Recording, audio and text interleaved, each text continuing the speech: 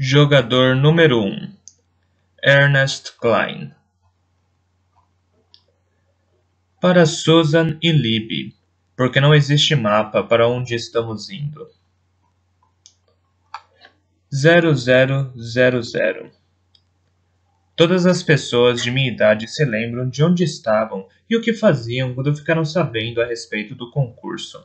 Eu estava sentado em meu refúgio assistindo desenhos quando o boletim de notícias surgiu em um vídeo feed, anunciando que James Halliday havia morrido durante a noite. Eu já tinha ouvido falar de Halliday, claro, assim como todo mundo. Ele era o designer de jogos responsável pelo desenvolvimento do Oasis, um famoso jogo online massivo para múltiplos jogadores, MMOs, que, aos poucos, se transformou em uma realidade virtual mundialmente difundida, utilizada pela maioria das pessoas todos os dias. O sucesso sem precedência do Oasis havia tornado Halliday um dos homens mais ricos do mundo. A princípio, eu não conseguia compreender por que a imprensa estava dando tanta atenção à morte do bilionário. Afinal, as pessoas do planeta Terra tinham outras preocupações. A atual crise de energia, mudanças climáticas catastróficas, fome por todos os lados, pobreza e doenças, meia dúzia de guerras. Era como diziam, dogs and cats living together. Mass hysteria. Cães e gatos vivendo juntos. Histeria generalizada. Normalmente, os noticiários não interrompiam os seriados e as novelas a menos que algo muito importante tivesse acontecido, como o surto de um vírus novo e mortal ou outra grande cidade desaparecendo num cogumelo atônico. Coisas grandes assim. Por mais famoso que Halliday fosse, sua morte deveria ter tomado apenas uma pequena parte do jornal da noite, para que a ralesse e mordesse de inveja quando os repórteres divulgassem a quantia absurdamente alta que seria entregue aos herdeiros do ricaço. Mas a surpresa era que Halliday não tinha herdeiros. Ele havia morrido solteiro aos 67 anos, sem familiares vivos, e, até onde se sabia, nenhum amigo. Havia passado isolado os últimos 15 anos de sua vida por vontade própria. Diziam que, durante esse tempo, ele ficou totalmente maluco. E assim, a notícia realmente surpreendente daquela manhã de janeiro, que fez todo mundo, de Toronto a Tóquio, engasgar com o cereal matinal, era sobre o testamento deixado e o destino da enorme fortuna. Halliday havia preparado uma breve mensagem em vídeo, justamente com instruções que deveriam ser divulgadas na imprensa mundial quando ele morresse. Também havia planejado que uma cópia do vídeo fosse enviada por e-mail a todos os usuários do Oasis naquela manhã. Ainda me lembro de ter ouvido o conhecido ressoar eletrônico que anunciava a entrada de uma mensagem em minha caixa de e-mails alguns minutos depois que vi o primeiro boletim de notícias.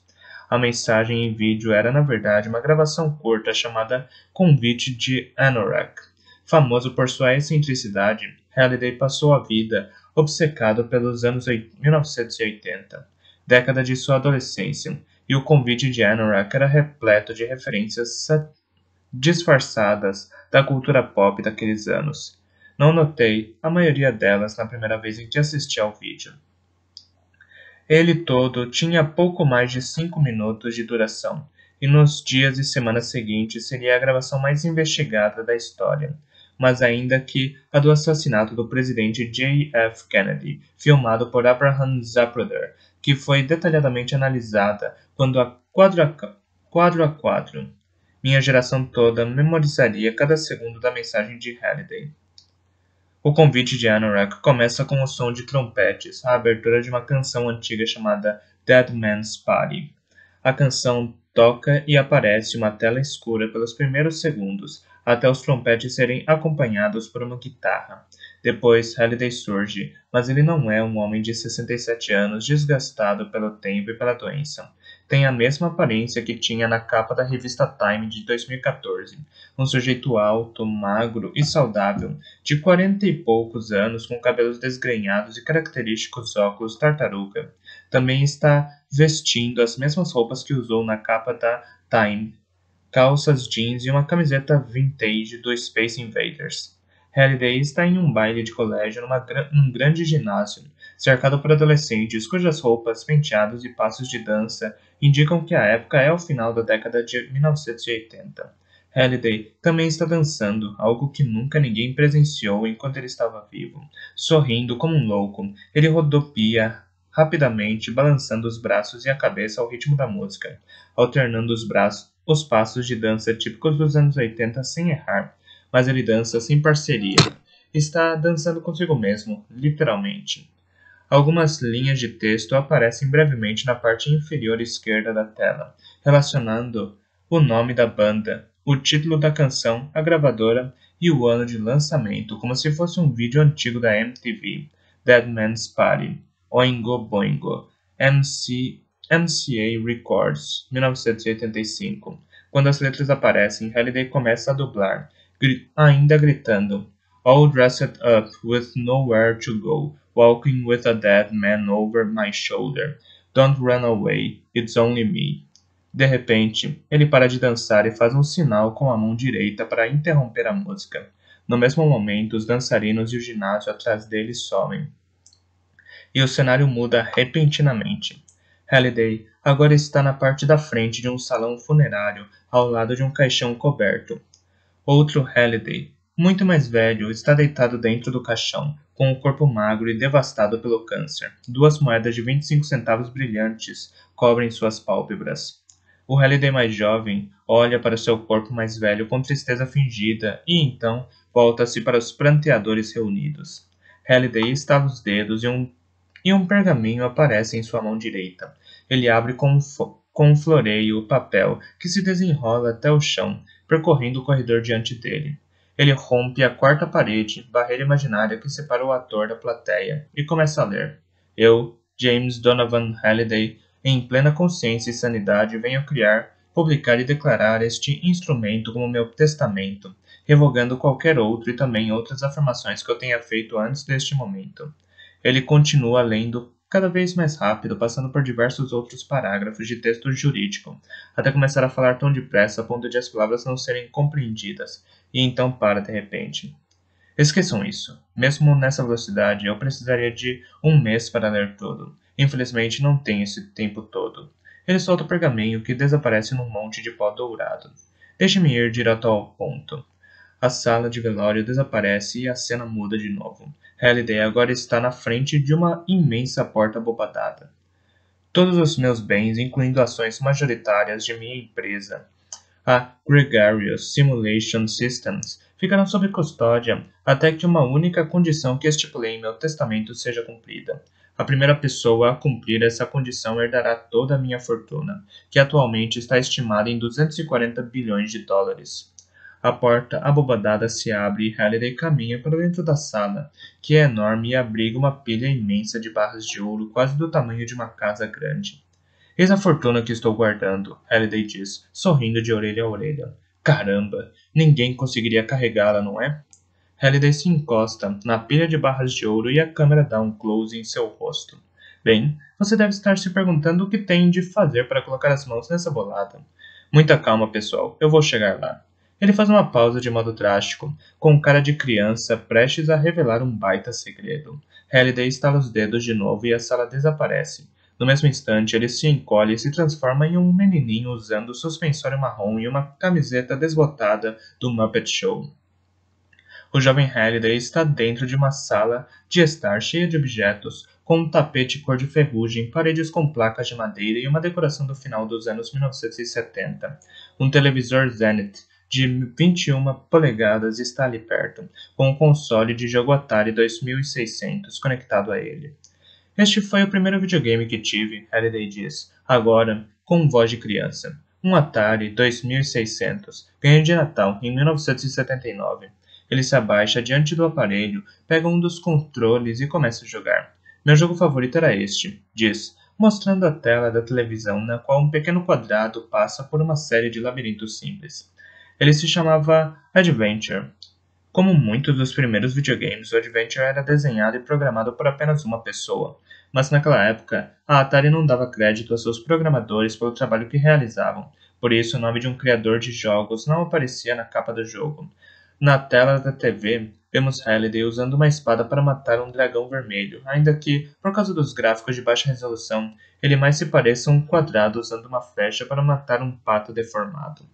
Então, o cara que criou o Adventure, chamado Warren Robinett, decidiu esconder seu nome dentro do próprio jogo. Escondeu uma chave em um dos labirintos. Quem encontrar essa chave, um ponto cinza do tamanho de um pixel, pode usá-la para entrar em uma sala secreta no qual Robinette colocou o próprio nome.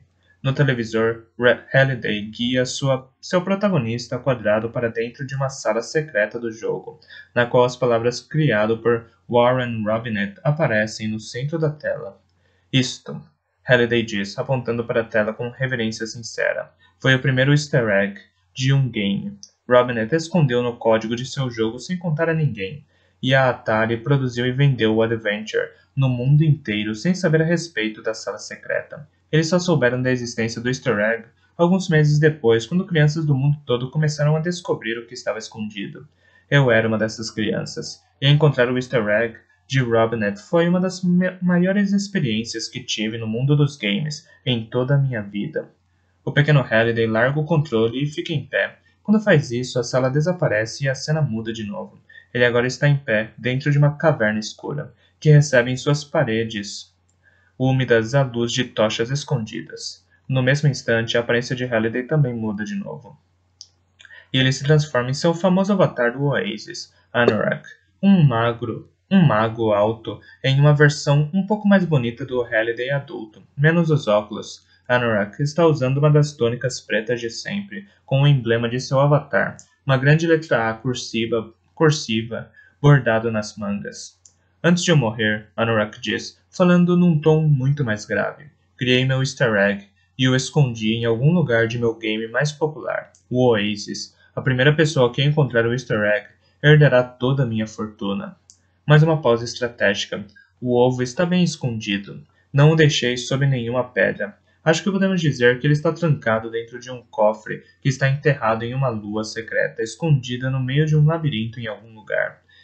Ele leva a mão à têmpora direita e completa. Aqui dentro. Mas não se preocupem, deixei algumas pistas por aí para vocês terem por onde começar. E aqui vai a primeira. Anorak faz um gesto exagerado com a mão direita e 3 chaves aparecem, girando lentamente no ar, diante dele.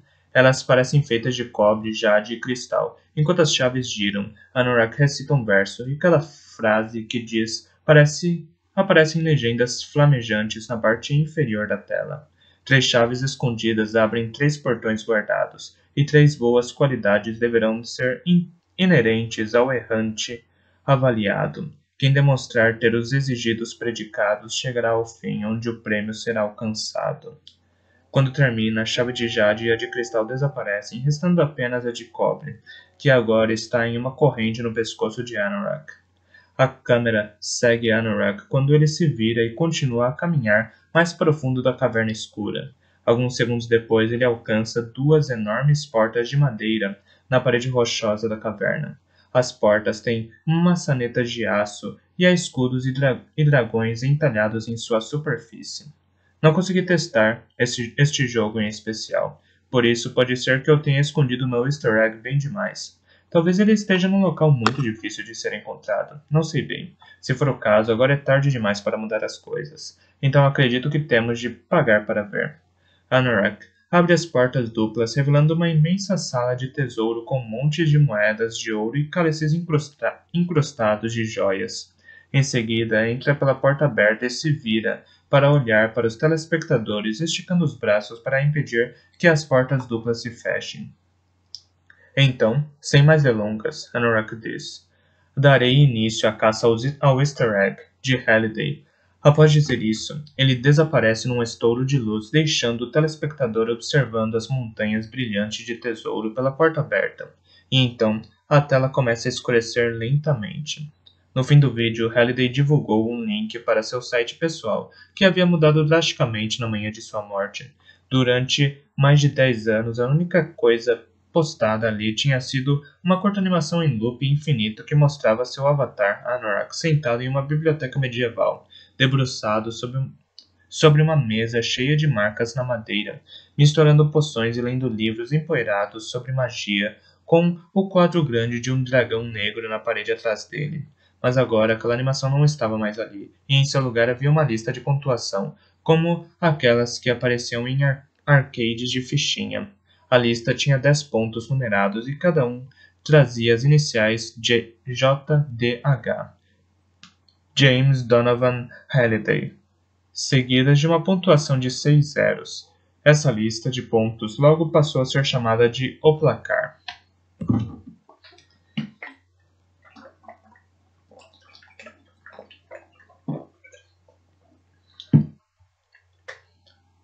Sob o placar havia um ícone que parecia uma caderneta com capa de couro que dava acesso ao download da cópia do Almanaque de Anorak, uma coleção de centenas de registros atualizados do diário de Halliday.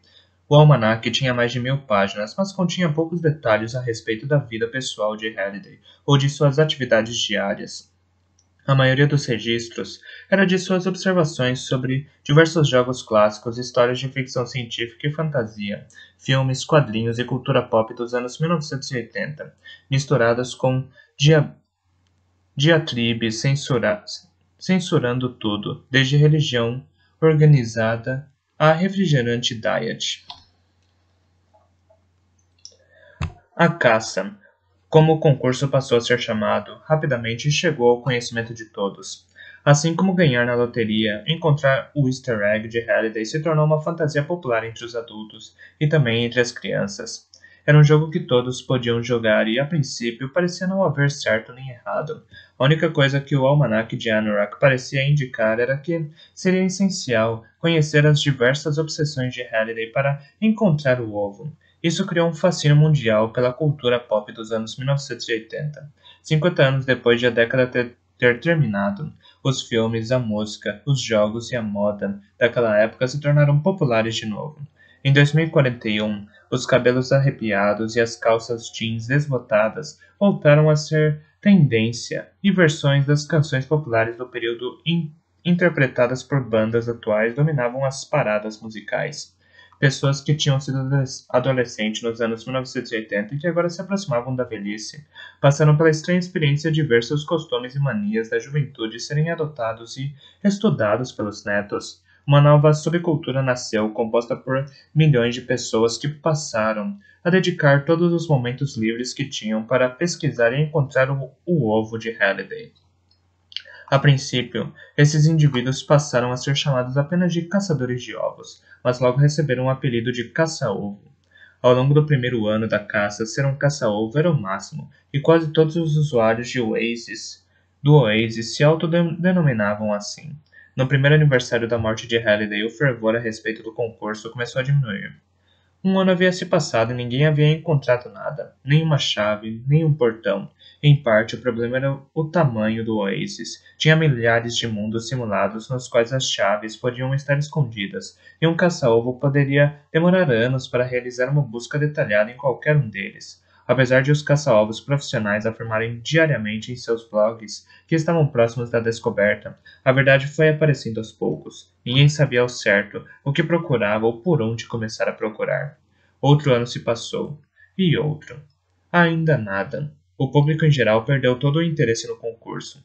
Algumas pessoas começaram a concluir que tudo não passava de uma armação criada pelo ricaço, e outras acreditavam que ainda que o ovo existisse, ninguém o encontraria. Enquanto isso, o Oasis continuava a crescer em popularidade, protegido de tentativas de domínio ou de processos graças aos termos claros do testamento de Halliday e ao exército de advogados dedicados a administrar seus bens. O Easter egg de Halliday logo se tornou uma lenda urbana, e os caça-ovos, aos poucos, passaram a ser ridicularizados. Todos os anos, no aniversário da morte de Halliday, os jornalistas se divertiam em divulgar a constante falta de progresso, e a cada ano mais caça-ovos desistiam, concluindo que Halliday de fato havia tornado a descoberta impossível. E mais um ano se passou, e outro, até que, na noite de 11 de fevereiro de 2045, um nome de Avatar apareceu no topo do placar para o mundo todo ver. Depois de 5 longos anos, a chave de cobre finalmente foi encontrada por um garoto de 18 anos que vivia em um parque de trailers, às margens da cidade de Oklahoma. Aquele garoto era eu.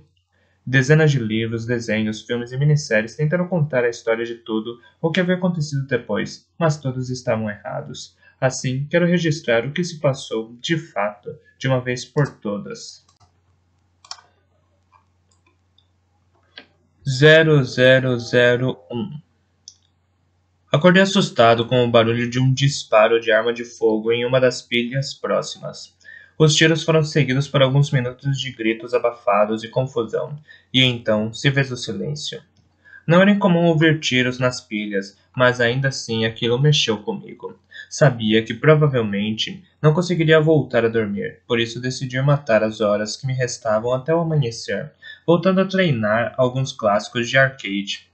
Galaga, Defender, Asteroides eram jogos antigos, dinossauros digitais, que já tinham se tornado peças de museu muito antes de eu nascer, mas eram um caça-ovo, por isso não os considerava velharias inúteis. Para mim eram artefatos consagrados, colunas do panteão. Quando eu jogava os clássicos, fazia com certa reverência. Eu estava encolhido em um saco de dormir velho no canto da lavanderia pequenina do trailer, enfiado no espaço entre as paredes e a secadora de roupas. Eu não podia ir ao quarto da minha tia, que ficava do outro lado do corredor, e não me importava com isso. Preferia ficar na lavanderia mesmo. Era quente. Ali, eu tinha certa privacidade, e a internet sem fio não era tão ruim. Além disso, para melhorar as coisas, o lugar cheirava a detergente e amaciante de roupas. O resto do trailer fedia urina de gato e pobreza de dar nojo. Na maior parte do tempo eu dormia em meu esconderijo, mas a temperatura havia caído abaixo de zero nas últimas noites, e por mais que eu detestasse ficar na casa de minha tia, preferia aquilo a morrer congelado. No total, 15 pessoas viviam no trailer de minha tia. Ela ocupava o menor dos 3 quartos. Os Deppards ocupavam o quarto adjacente ao dela, e os Wheelers ocupavam o quarto do casal, grande no fim do corredor. Eles eram 6 e pagavam a maior parte do aluguel. Nosso trailer não era tão lotado quanto algumas das outras unidades das pilhas. Eram de tamanho duplo, bastante espaço para todo mundo. Peguei meu laptop e o liguei. Era um equipamento pesado e grande de quase 10 anos. Eu o havia encontrado em um lixão atrás do shopping abandonado do outro lado da estrada. Eu havia conseguido ressuscitá-lo trocando a memória do sistema e reinstalando o sistema operacional da Idade da Pedra. O processador era mais lento que um bicho preguiça em comparação aos padrões atuais, mas atendia às minhas necessidades. O laptop servia como minha biblioteca portátil para pesquisas, centro de jogos e home theater. Seu disco rígido era repleto de livros, filmes e episódios de programas de televisão antigos, além de arquivos de música e quase todos os videogames criados no século XX. Liguei meu emulador e escolhi o Robotron 2084, um dos meus games favoritos. Sempre adorei o ritmo frenético e a simplicidade inacreditável. O Robotron exigia instinto e reflexos. Jogar videogames antigos sempre afastava minhas preocupações e me deixava relaxado. Quando eu me sentia deprimido e frustrado com a vida, só precisava apertar o botão do jogador número 1, e meus problemas sumiam de minha mente instantaneamente, e eu me concentrava no ataque incansável, repleto de pixels, na tela à minha frente. Ali, dentro do universo de 2 dimensões do jogo, a vida era simples. Você contra a máquina. Ande com a mão esquerda, atire com a direita e tente sobreviver por mais tempo que conseguir. Passei algumas horas entretido com brains, spheroids, quarks e bugs, em uma batalha sem fim para salvar a última família de seres humanos. Mas por fim, meus dedos começaram a endurecer e eu comecei a perder o ritmo. Quando isso acontecia naquele nível, as coisas logo fugiam do controle. Perdi as minhas vidas em questão de minutos, e as 2 palavras de que menos gostava apareceram na tela: Game Over. Fechei o emulador e comecei a mexer em meus arquivos de vídeo. Nos últimos 5 anos, eu havia baixado todos os filmes, programas de TV e desenhos mencionados no Almanac de Anorak.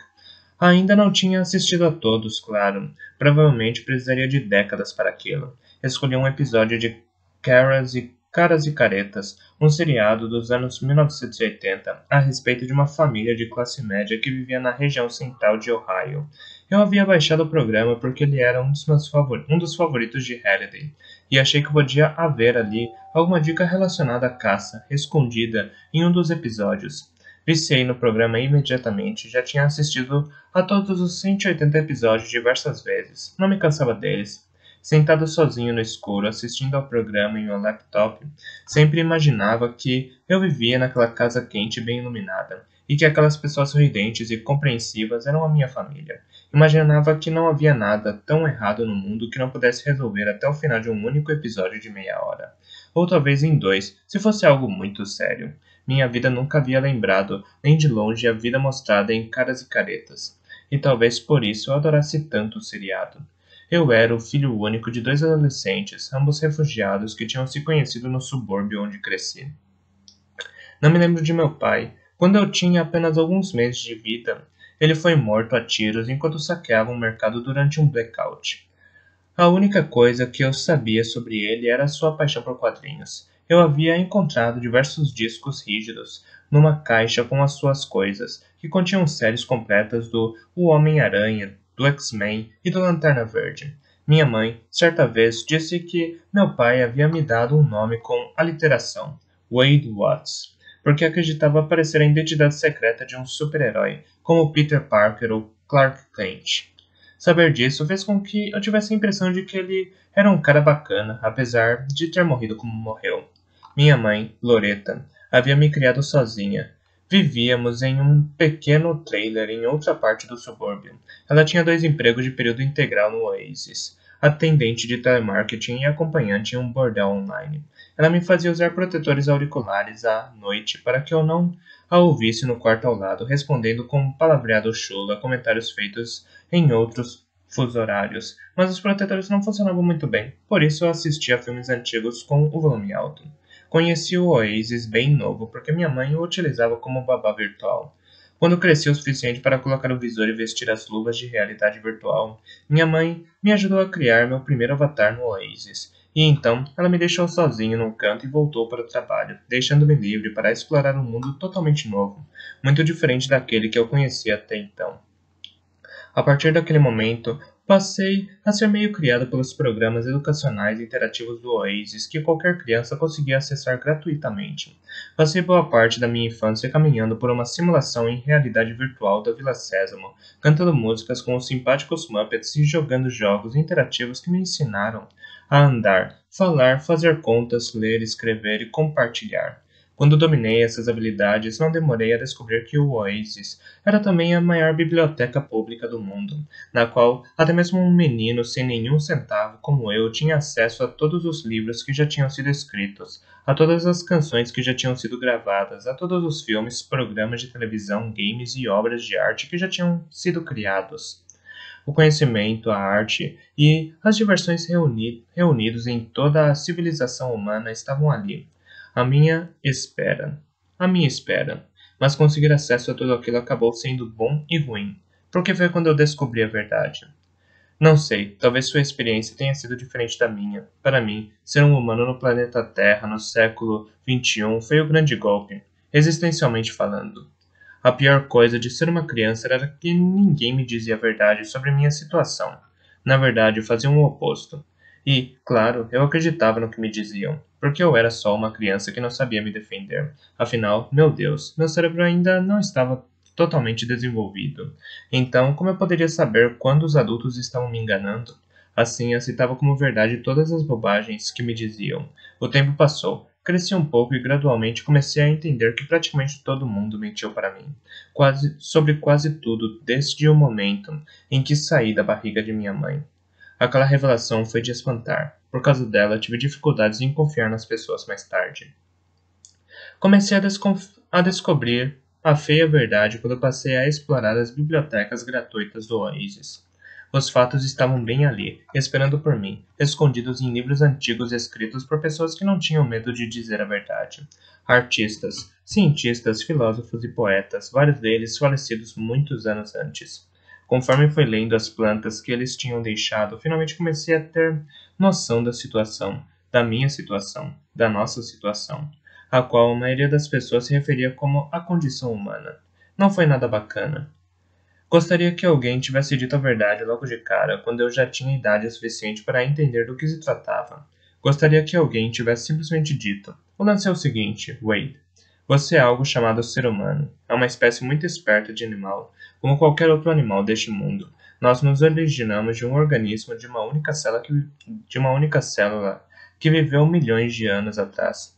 Isso se deu por um processo chamado evolução, e você vai aprender mais sobre ele depois. Mas pode confiar em mim. Foi assim que chegamos aonde estamos. Existem provas disso em todos os cantos, enterrados nas rochas.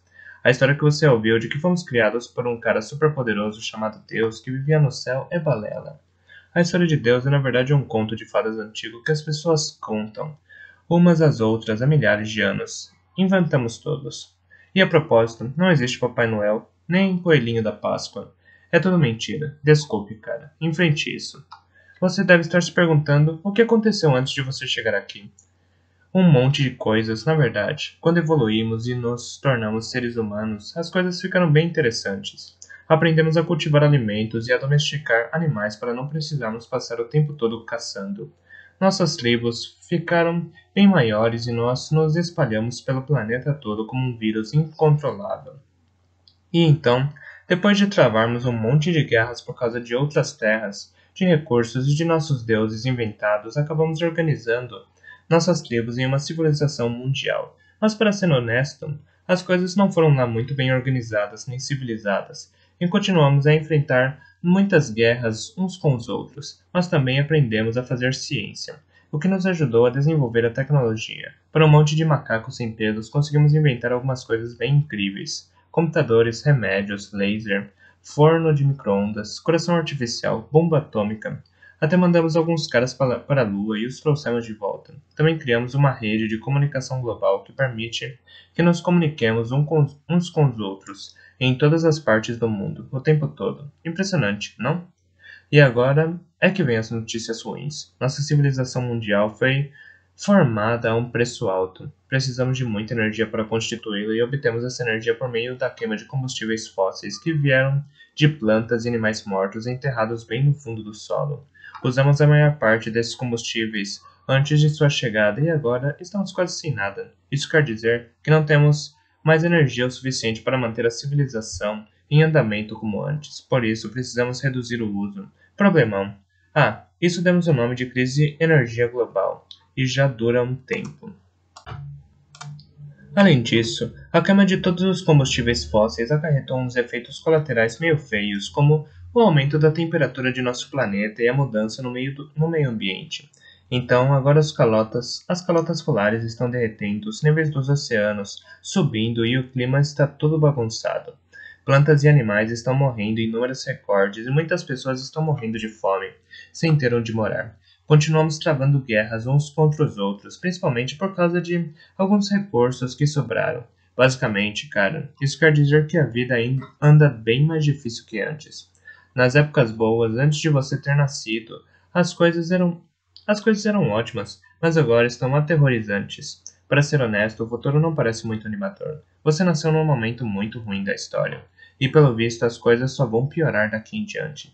A civilização humana está em declínio. Algumas pessoas até chegaram a dizer que ela está ruindo. Você deve estar pensando o que vai acontecer em sua vida. Fácil. A mesma coisa que vai acontecer com você já aconteceu com todos os outros seres humanos que já viveram. Você vai morrer. Todos morreremos. É assim que as coisas são. O que acontece depois da morte? Bem, não sabemos ao certo, mas as evidências sugerem que não acontece nada. Você morre, seu cérebro para de funcionar, e você some e deixa de fazer perguntas irritantes. Sabe as coisas que já escutou? Sobre ir para um lugar maravilhoso chamado céu, onde não há dor nem morte, e você vive em um estado perpétuo de felicidade? Isso também é bobagem. Assim como toda a história sobre Deus, não há provas de que o céu existe, e nunca houve. Inventamos isso também. Só uma quimera. Então agora você tem de viver pelo resto de sua vida sabendo que vai morrer um dia e desaparecer para sempre. Sinto muito. Pensando bem, talvez a sinceridade não seja o melhor caminho.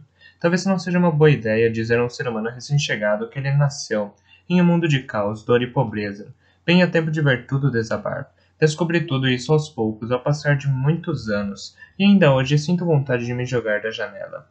Felizmente, eu tinha acesso ao Oasis, que era como ter uma válvula de escape para uma realidade melhor. O Oasis manteve minha sanidade. Foi meu parquinho e meu jardim de infância. Um lugar mágico onde tudo era possível. O Oasis é o local de todas as lembranças mais felizes que tenho da minha infância. Quando a minha mãe não tinha de trabalhar, nós logávamos ao mesmo tempo e jogávamos ou partíamos para aventuras em um livro de histórias interativo. Ela tinha de me obrigar a desligar todas as noites, porque eu nunca queria voltar ao mundo real, que era péssimo. Nunca culpei minha mãe pela maneira como as coisas eram. Ela foi vítima do destino e de uma circunstância cruel, assim como todas as pessoas. A geração dela sofreu muito. Ela havia nascido em um mundo de fartura e então teve de assistir a tudo desaparecer. Eu me lembro principalmente de que sentia pena dela, de que estava sempre deprimida e que usar drogas parecia ser a única coisa que ela realmente gostava. Claro que elas acabaram por matá-la. Quando eu tinha 11 anos, ela injetou uma dose de alguma coisa ruim no braço e morreu no sofá-cama, ouvindo música de um antigo MP3 que eu havia consertado e dado a ela de presente de Natal.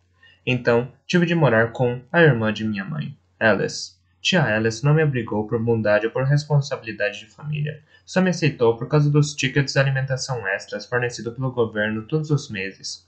Na maioria das vezes, eu tinha de me virar para encontrar comida. Isso não costumava ser um problema, porque eu tinha talento para encontrar e consertar computadores antigos e consoles quebrados do Oasis, que eu vendia para as lojas de produtos usados ou trocava por tickets de alimentação. Consegui o suficiente para não sentir fome, o que já era mais que muitos de meus vizinhos tinham. Um ano depois da morte de minha mãe, eu estava passando muito tempo me destruindo com autopiedade e desespero. Procurei ver o lado positivo das coisas para me lembrar de que, órfão ou não, eu continuava em condições melhores que a maioria das crianças na África, e na Ásia, e na América do Norte também. Sempre tive uma casa e comida o suficiente. Eu tinha o Oasis. Minha vida não era tão ruim. Pelo menos era isso que dizia a mim mesmo o tempo todo, numa tentativa inútil de afastar a enorme solidão que sentia.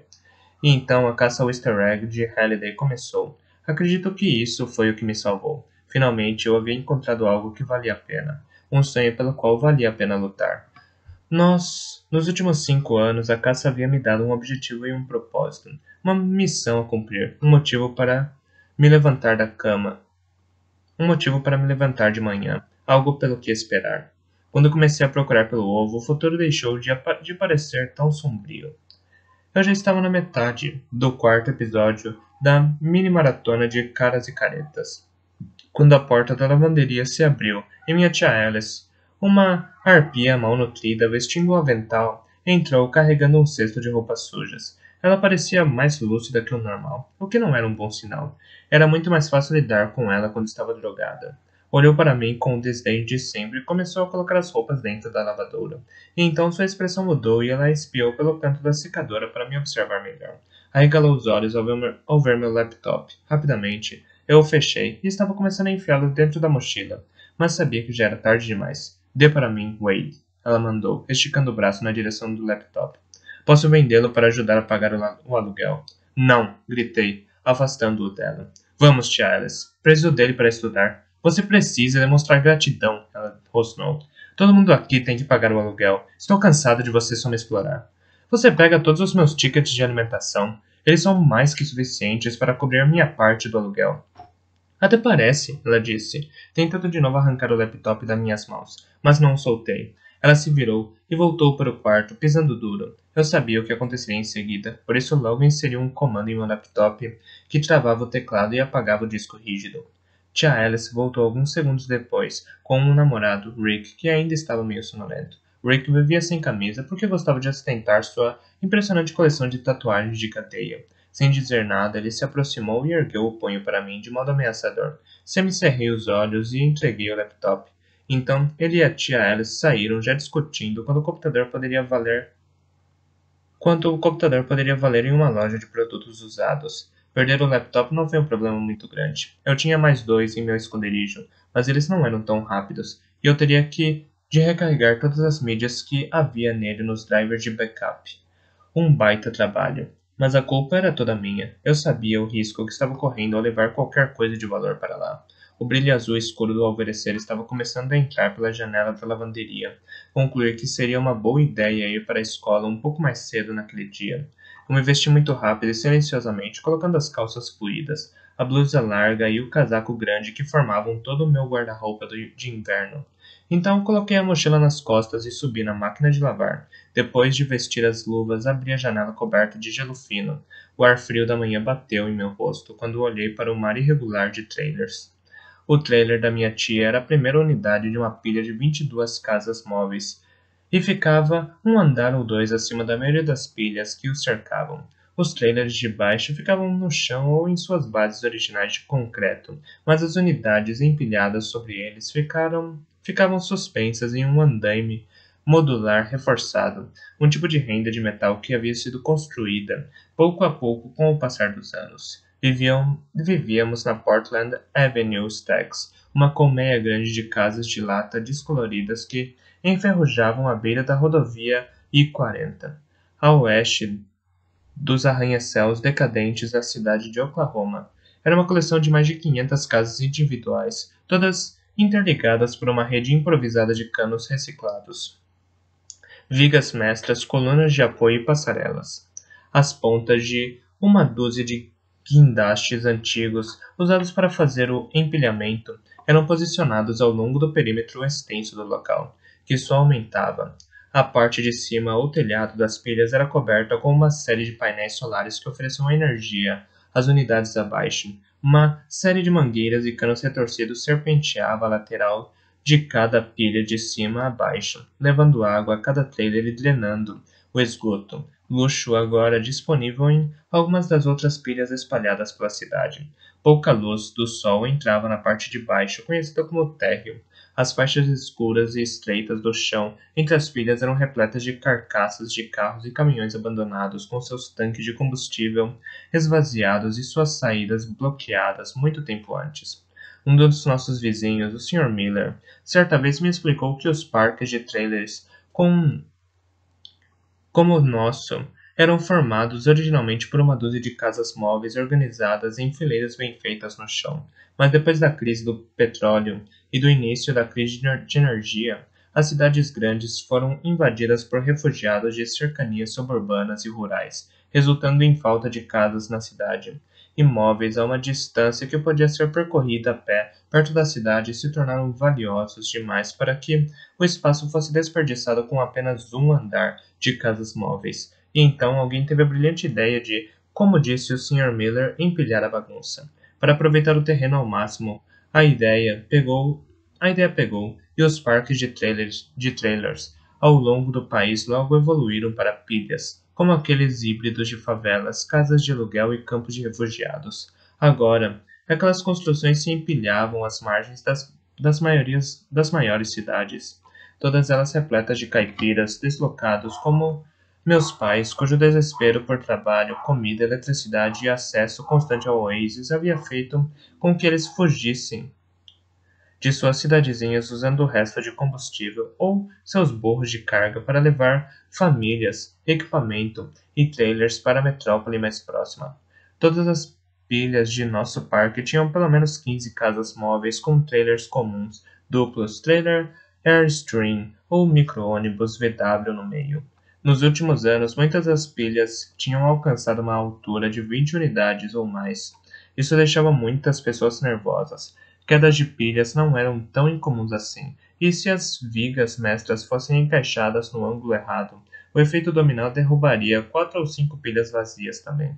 Nosso trailer ficava ao lado norte das pilhas, que chegava perto de uma passarela sobre uma rodovia. Pela janela da lavanderia eu podia ver o fluxo de veículos elétricos passando pelo asfalto rachado, carregando produtos e trabalhadores para a cidade. Ao olhar para o céu nublado, vi um feixe brilhante de luz no horizonte. Observando-o subir, realizei um ritual mental. Sempre que via o sol, eu me lembrava de que estava olhando para uma estrela. Uma entre mais de 100 bilhões de estrelas em nossa galáxia. Uma galáxia que era apenas uma entre bilhões de outras galáxias no universo. Isso me ajudava a manter a cabeça no lugar. Tinha começado a fazer aquilo depois de assistir a um programa de ciências do início dos anos 1980 chamado Cosmos. Saí pela janela sem fazer nenhum barulho, e segurando na parte de baixo da estrutura da janela, escorreguei pela superfície fria da cobertura de metal do trailer. A plataforma de aço na qual o trailer ficava era só um pouco mais ampla e comprida que ele próprio, deixando uma margem de cerca de 50 centímetros ao redor. Cuidadosamente eu me abaixei até meus pés tocarem essa margem e então estiquei o braço para fechar a janela. Segurei uma corda que eu havia amarrado ali, na altura da cintura, para servir de apoio e comecei a caminhar de lado pela margem até o canto da plataforma. Dali consegui descer pela estrutura da viga, parecida com a de uma escada. Quase sempre fazia aquele caminho ao sair e voltar para o trailer de minha tia. Havia uma escada de metal presa na lateral da pilha, mas ela balançava e batia contra a viga, e o barulho denunciava minha presença. Nada bom.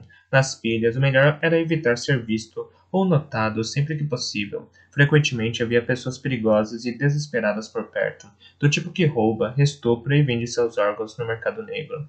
Descer por aquele conjunto de vigas sempre me fazia lembrar dos games de plataforma antigos como Donkey Kong ou Burger Time. Comecei a imaginar isso alguns anos antes, quando codifiquei meu primeiro jogo de Atari 2600, um rito de passagem em Caça-Novo, como um Jedi construindo seu primeiro sabre de luz.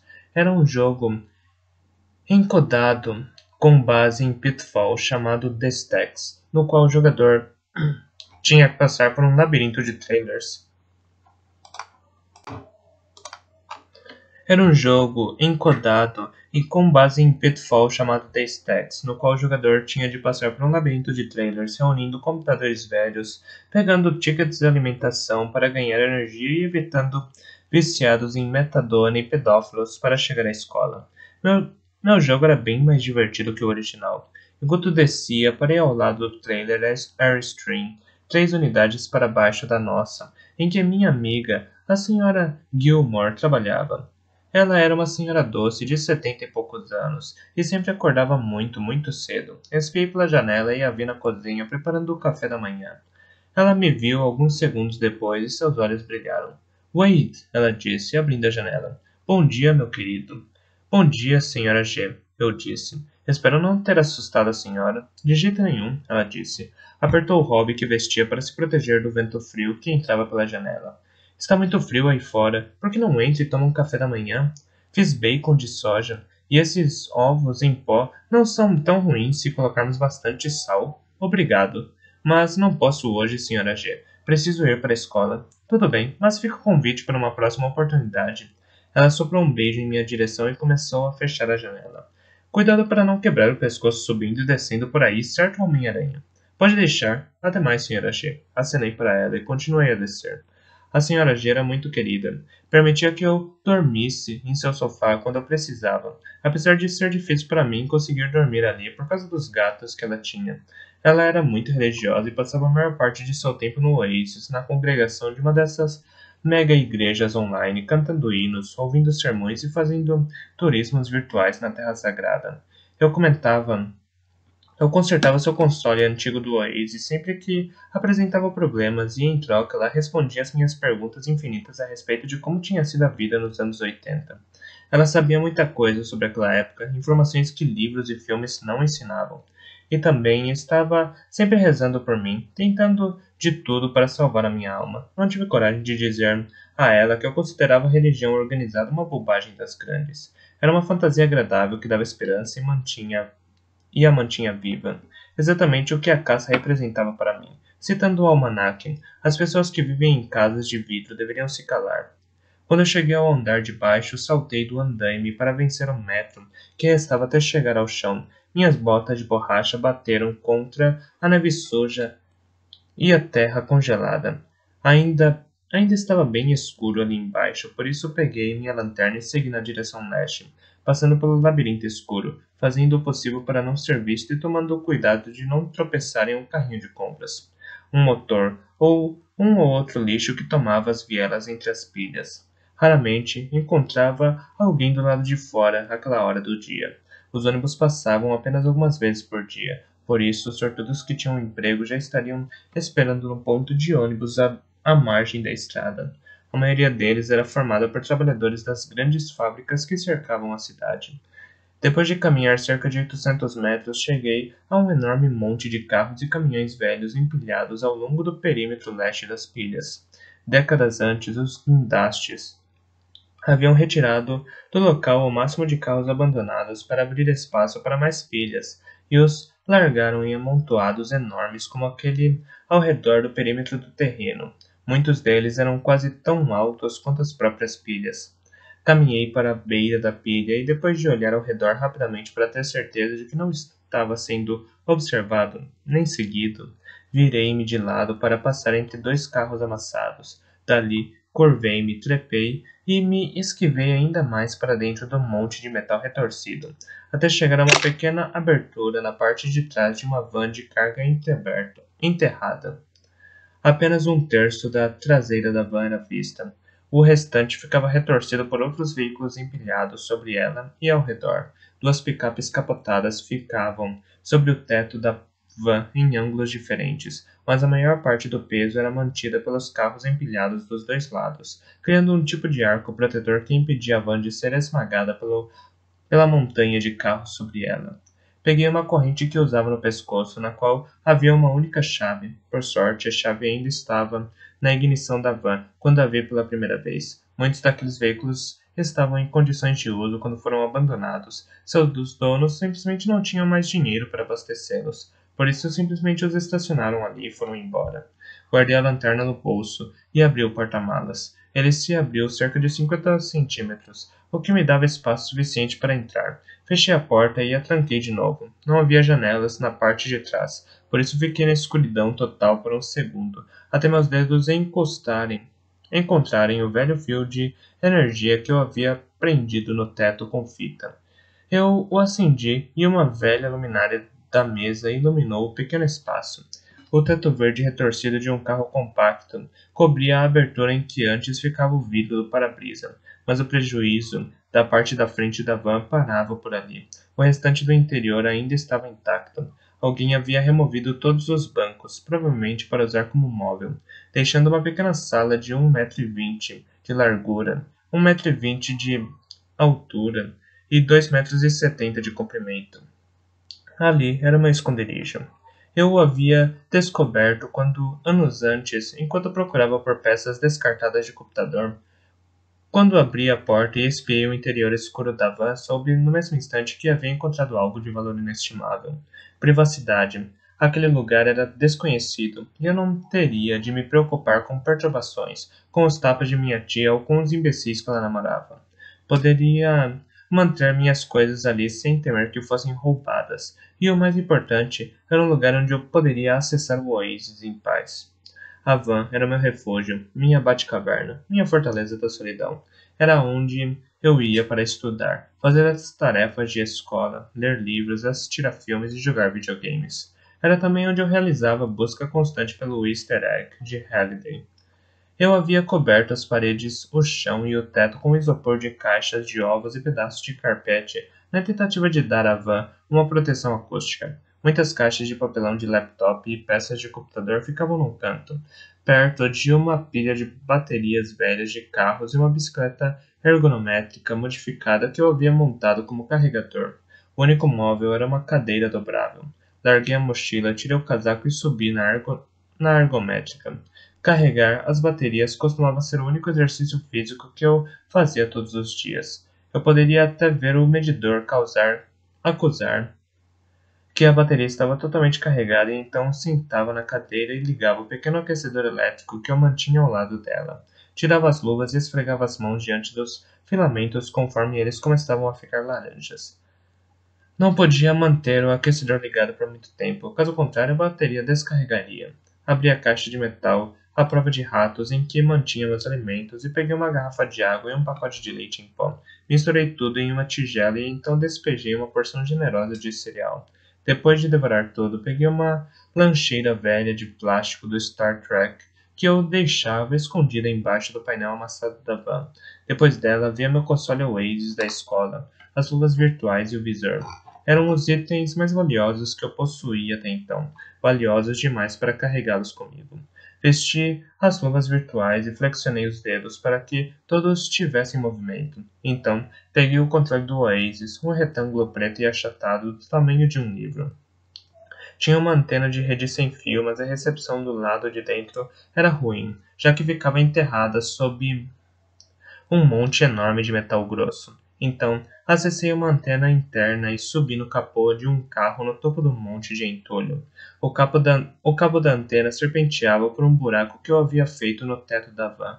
Eu o pluguei em uma tomada na lateral do console e então coloquei o visor. Ele se encaixou muito bem ao redor dos olhos, como óculos de natação, bloqueando toda a luz de fora. Pequenos fones saíram das laterais do visor e automaticamente se encaixaram em meus ouvidos. O visor também tinha dois microfones estéreos para captar tudo o que eu dizia. Liguei o console e dei início à sequência de registro. Vi um brilho de luz vermelha no visor escanear minhas retinas. Então pigarreei e disse minha frase de acesso com cuidado. Você foi recrutado pela Liga Estelar para defender a fronteira contra Shur e a Armada Kodan. A frase de acesso foi verificada juntamente com minha voz e consegui entrar. O seguinte texto apareceu, sobreposto no meio do display virtual. Verificação de identidade bem-sucedida. Bem-vindo ao Oasis Parzival. Login realizado. 075321 OST. Traço 2.10.2045. Quando o texto sumiu, uma mensagem breve o substituiu. De apenas 3 palavras, a mensagem havia sido incluída na sequência de login pelo próprio James Halliday, quando programou o Oasis pela primeira vez como homenagem aos ancestrais diretos da simulação, os videogames operados por moedas de sua juventude. As 3 palavras eram sempre a última coisa que um usuário Oasis via antes de sair do mundo real para entrar no virtual. Jogador número 1.